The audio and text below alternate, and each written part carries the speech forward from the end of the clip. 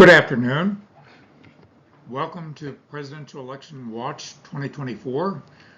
This is the debate week, the first debate of this election year between Donald Trump and Joe Biden will take place on Thursday, June the 27th. Today is Tuesday, June the 25th. I'm Merrick Masters, a professor of business emeritus, commentator, columnist, and podcaster. You can reach me at Merrick Masters on YouTube and X or at my Gmail account.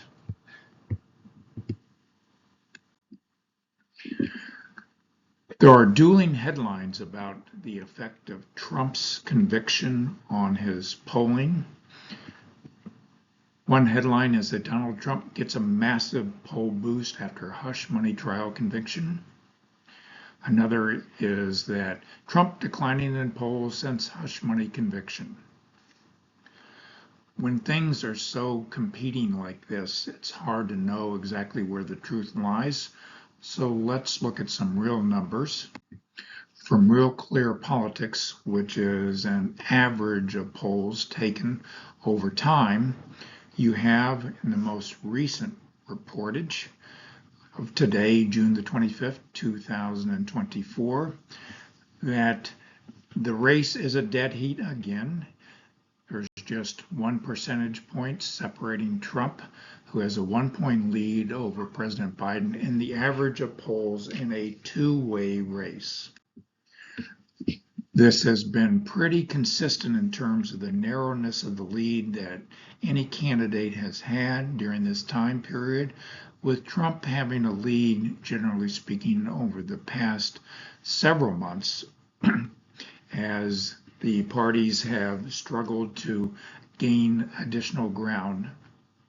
They are within a very narrow range, and it looks like that the undecided voters will probably have a major impact on the outcome of this, either by voting one way or the other or simply staying at home. In a five-way race, the election is tight as well, according to this polling, with a very small percentage separating Biden and Trump, with Trump ahead by 2.2% over Biden. When you have a race with Kennedy, whose support has fallen considerably in recent weeks vis-a-vis what it was earlier.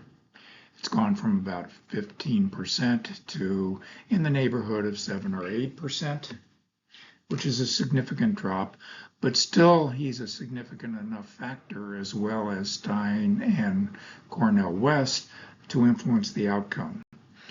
These third-party candidates are considered by some spoilers who could ruin the chances for one or the other of the candidates, depending upon how much support they pick up from the two leading candidates.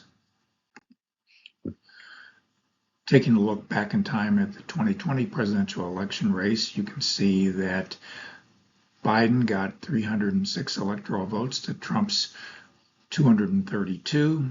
You have a map of the breakdown of states in terms of their going for Trump or Biden. Biden got over 81 million votes. Trump got over 74 million. And the race really came down to a toss-up in several states that went Biden's way in 2020 when they did not go Hillary Clinton's way in 2016. The current breakdown of electoral votes by states is on the map here, and the election will be decided by the Electoral College, and the key pivotal states are going to be Georgia, Arizona, Michigan, Pennsylvania, Wisconsin, Nevada, North Carolina, and Virginia. Watch those states very carefully. The CNN debate takes place on Thursday, June the 27th, 2024 in Atlanta at 9 p.m. It lasts 90 minutes. The moderators are Jake Tapper and Dana Bash of CNN.